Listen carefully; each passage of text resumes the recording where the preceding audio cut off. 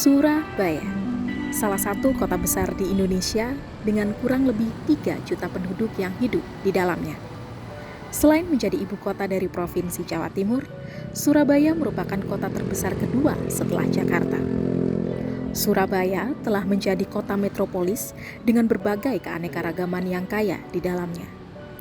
Selain itu, Surabaya saat ini juga telah menjadi pusat bisnis, perdagangan, industri dan pendidikan di Indonesia.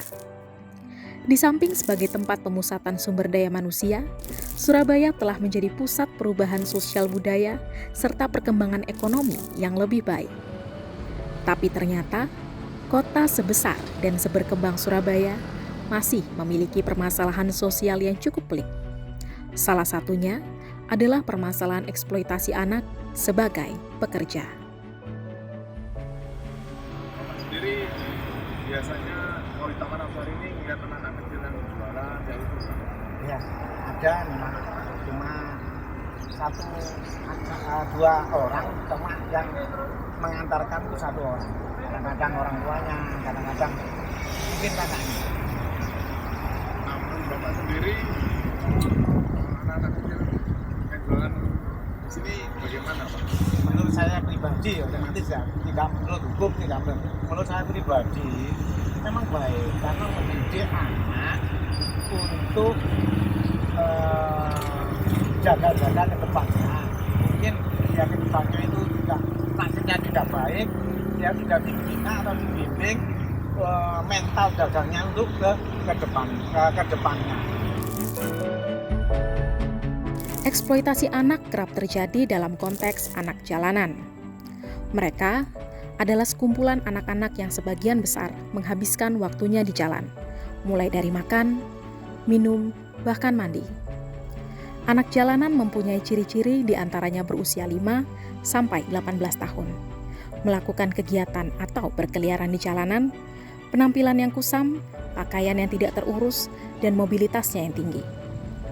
Keberadaan anak jalanan dapat kita jumpai di tempat-tempat umum atau pariwisata. Dan tidak lupa, kota besar seperti Surabaya. Apa? Biasanya jam piro lek dodolan? Jam isuk. Isuk. Iya. Mulai jam piro? Hah? Mulai jam piro? Mulai isuk jam 10. Aku kadang jam 8. Jumat jam 8. Ah. Soalnya Jumatan, Mas. Oh. Sekolah Jumatan ya. Sekolah Kak? Sekolah. Hah?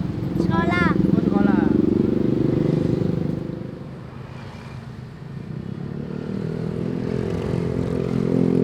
Terus kalau anaknya tahu bahwa itu demi kebaikannya, dia akan menjadi pedot. Jadi merasa mencari uang itu susah.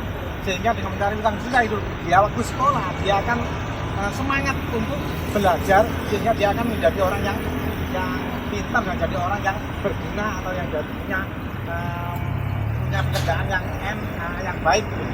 Maksudnya gitu. Jumlah anak jalanan di kota pahlawan ini cukup tinggi dan terus mengalami peningkatan dari tahun ke tahun.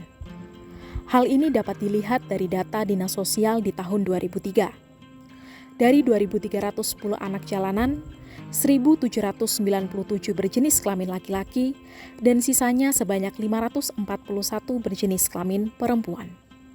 Jika melihat tingkat pertambahan jumlah anak jalanan di Surabaya dari segi usia, antara lain pada tahun 2003, usia 0 sampai 5 tahun memiliki persentase 3,6% dengan jumlah 84 anak. Usia 12 sampai 16 tahun mencapai 1.511 anak dengan persentase 65,5%. Dan usia 16 sampai 18 tahun terhitung mencapai 715 anak dengan persentase 30,9%. Sedangkan data yang berhasil dihimpun oleh SSC, Save Street Child Surabaya, pada tahun 2015, setidaknya terdapat 1.000 anak jalanan yang belum terpenuhi haknya. Dari data anak jalanan tersebut, tentu saja terdapat banyak anak yang mengalami eksploitasi untuk dipekerjakan. Apa-apa gitu.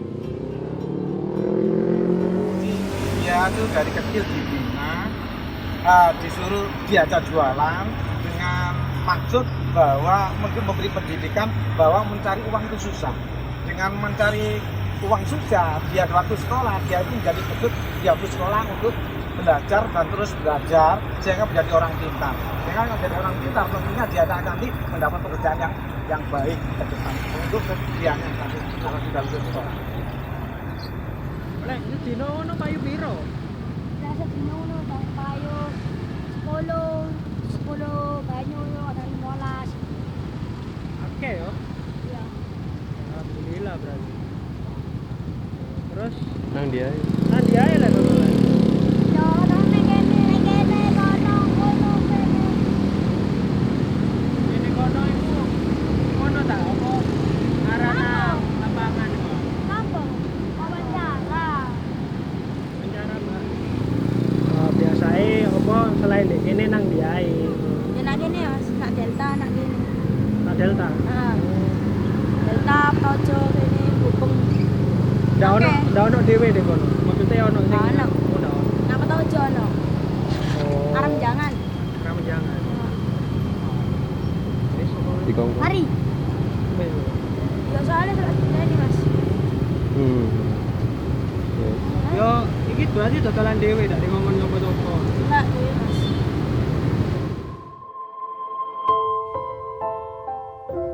Anak-anak di bawah umur sudah pasti punya hak untuk mendapatkan pendidikan yang baik dan lingkungan yang layak untuk beraktivitas. Namun, isu eksploitasi anak masih saja santer kita dengar. Berusaha mengetahui siapa dalang di balik eksploitasi anak mungkin saja untuk dilakukan.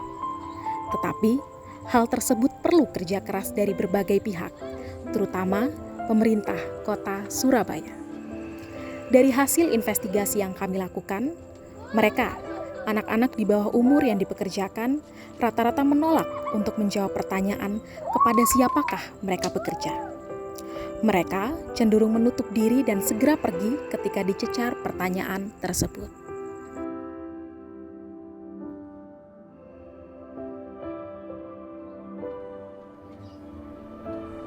Keberadaan anak-anak jalanan yang bekerja merupakan dampak turunan dari permasalahan pengentasan kemiskinan, di mana para orang tua dari anak tersebut terpaksa atau bahkan memaksa anak-anak mereka untuk membantu ekonomi keluarga.